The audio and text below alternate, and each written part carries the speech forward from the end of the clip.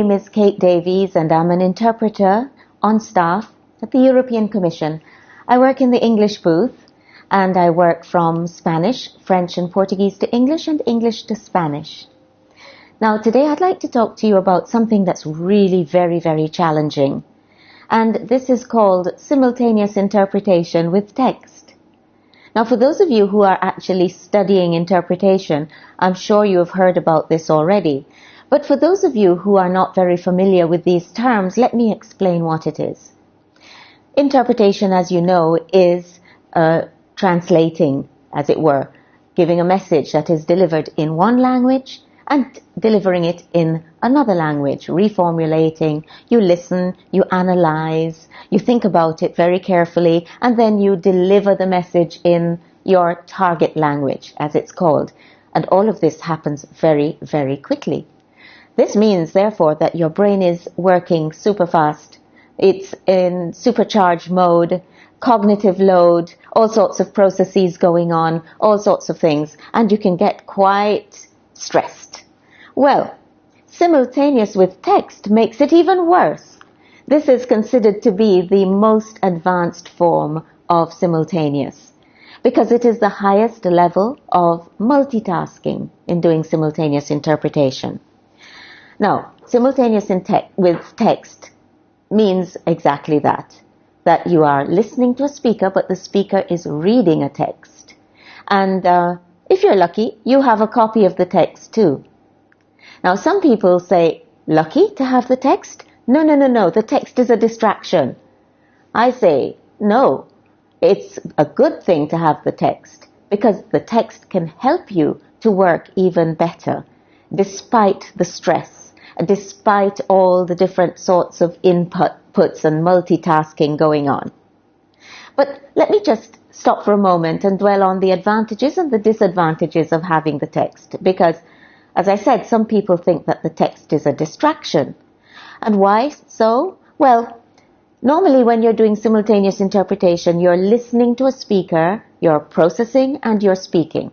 When you have the text, there's an additional input, a visual input. So that makes it more difficult, and people tend to get stuck in the text, and their eyes tend to get stuck in words, and therefore they fall behind the speaker. They're not able to keep up, they get lost and frustrated. Now, if you know how to handle the text in simultaneous interpretation with text, you would be able to overcome all of those problems and use the text as a tool to help you to improve your delivery, and above all, to help your accuracy as well. So the advantages of having the text is that when you have the text, and particularly if you've had time to prepare it, the text will help you with anticipation of knowing ahead what the speaker is going to say, generally speaking, because I must add that speakers are quite free to change their speech. And sometimes you have the text of a speech, the speaker is reading it out, and all of a sudden you don't understand what the speaker is saying anymore because you don't see it in the text. But you can learn how to deal with that as well. So the advantages are the text can help you to anticipate where the speaker is going, to know what the speaker's real intentions are. And the text can help you if the speaker has a very strong accent. Because, you know, in English and French, there are many different accents. In other languages too, there are many different accents. And sometimes we're accustomed to one type, a very British accent or a very American accent. But imagine, there are accents from all over the world. There are African speakers speaking English, people from the Caribbean speaking English, and from other parts of the world. So the text can help you with accents. But also, equally importantly, the text can help you with details, factual details, such as numbers and names and acronyms that sometimes are a bit difficult to catch. Because one of the problems of a speaker reading a text is that very often the speaker reads very quickly. We all tend to do it. We have a text and we become monotonous, we read and we speed up as we read, and this makes life extremely difficult for the poor interpreter trying to follow. Well, if you've prepared the text, even if the reader is going at top speed, you will be able to pinpoint certain key parts of the text, certain stepping stones, as I call them, through the text that will help you to follow the speaker and to keep up. And these stepping stones, as I said, are things like the numbers, the names, the acronyms, and so on. But before we look at how you prepare the text, because I'd like to share that with you, when you're thinking about learning how to use a text in simultaneous interpretation, it's very important to understand that there are different types of meetings in which texts are read, and there are different types of texts as well.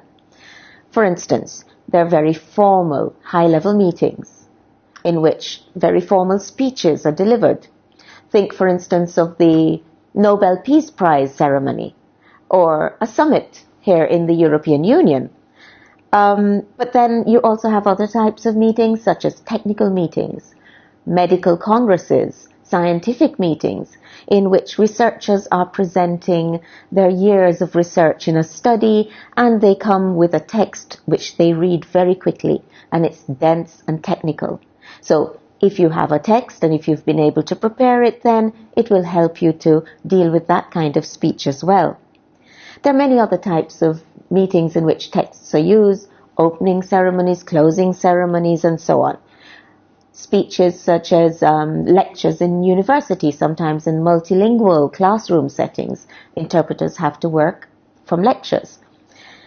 Now, there are also different, what I call, preparation time scenarios in which, depending on when you receive the text, you will be able to handle the preparation of the text appropriately. But this changes depending, as I said, on when you receive the text. Based on research that we have done, we have been able to identify, generally speaking, 4 preparation time scenarios, let's call them that. The one which is ideal is when you receive a copy of the text, say, a week before the meeting, and even up to a day before. That gives you enough time still to prepare the text. That's ideal, but unfortunately that doesn't happen very often. I think a more normal situation is when you receive the text, say, half an hour before your meeting. Interpreters always have to turn up to their meetings, not only on time, but generally speaking, early, especially if you know that it's a meeting in which there are going to be a lot of speeches. You should turn up very early and see if you can find copies of the speeches. Maybe they're sometimes in the booth already for you. If not, sometimes you have to go looking for them, or the head of team will go looking for them. So the normal situation is you have copies of the speeches, the texts, about half an hour before, and you prepare them. Depending on the number of speeches you have to prepare, you can prepare them quite well. Then the third time preparation scenario is what we call the rush scenario. And that's when, unfortunately, you get the speech perhaps only 10 minutes, 5 minutes before the meeting is to start. And you may have more than one speech to prepare as well. So you have to rush, because that's not a lot of time. But still, in the rush scenario, you can still prepare the text to some extent and still use it in your interpretation. And then the last scenario is what I call the crisis. And that is when you don't get the text of the speech until sometimes the speaker has begun speaking already, and you have to be interpreting without following the text, and suddenly somebody rushes into the booth with a copy of the text and throws it at you. And oh my gosh, what do you do with that? That's a crisis. But do you know, it is possible still to use the text even in the crisis situation. What I'd like to do, though, is to talk about how you annotate the texts in the different scenarios that I have just mentioned. In the ideal scenario, you have the text, you have it at home, you can do all the preparation and background reading and glossaries, preparing your word lists, everything you need to do. I must tell you that regardless of the preparation and the time scenario, I always use certain tools. And here they are. I use my markers and multicolored pens. I think most interpreters use markers and pens. What I would advise against is using pencils, because a pencil, you can't really see it very clearly, and you do need something that will stand out that will draw your attention. Because when a speaker is reading very quickly, you don't need to be trying desperately to see what's on the page because it's too faint. No.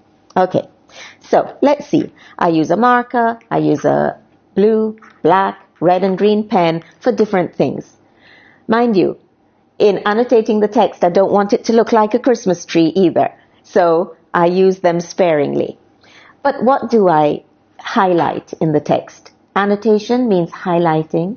It means writing in little, sometimes translations of little phrases that you might find tricky and you've thought about and you'd like to put them in. It may mean, as I said, highlighting numbers and names. One thing you should not do, however, if you receive the text well ahead in the ideal situation, is translate it fully. Please, that's a waste of time. Don't translate the text. And you know why? Because you may have done a brilliant translation, all typed out, ready to use it, and the speaker changes half the speech. And in any case, if you work with a translation, pre-translated text, it tends to distract your attention, and very often you stop listening to the speaker. And the most important thing in doing simultaneous with text is, just as in doing straight simultaneous interpretation, is to listen to the speaker and to follow very carefully and closely what the speaker is saying. When I say closely, I'm not saying don't stick too closely to the speaker. You have to have your distance to listen and to analyze. But what I mean is that you won't have the temptation to stop listening to the speaker and just read the text. So I suggest that you start off looking at the beginning of your text and at the end of your text. The opening and the closing paragraphs, they're always the most important. You know why? Because that's the first impression and the last impression. And your listeners will feel more reassured and convinced if you do a good job on the opening paragraph and if you do a really excellent job on the closing paragraph. That is not to say that in between the two, you shouldn't do a good job as well. Obviously, you have to focus to get your interpretation must be as accurate and complete as possible. However, beginning and end.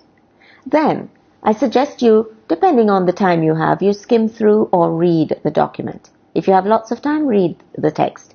If you don't have a lot of time, skim it. And as you skim, you highlight with your marker the various things that I've mentioned, the stepping stones that will help to take you through the text. This is true whatever the time preparation scenario, but particularly in the rush scenario. There you really have to learn to skim ahead and just highlight what is essential, what you think would cause an obstacle to you. Apart from the names, numbers, acronyms, things like quotations, things like proverbs, little things that are tricky, or a little reference in another language that you may not be totally familiar with. Things like that. You need to pick up and decide what you're going to do with them if you have time before starting. In the crisis scenario, when the speech has been brought into you, don't panic. Don't panic. Whatever you do, don't panic. A lot of people say that they prefer to put the speech away. Well, to be honest, I say keep the speech in front of you and try, while you're interpreting, to see if you can find the spot where the speaker is in the text. And here is where teamwork is very important. If your colleague is in the booth with you and working from the same language, give the text to your colleague first to see if they can spot where the speaker is. And then, when you have found the spot, you can use the text, use it to spot names and numbers, and even if it is going so fast that you can't do that, hold on to it as a psychological support. So, regardless of the situation, the text is always useful. And I hope you'll be able to learn how to use them and use them properly in your work. Thank you.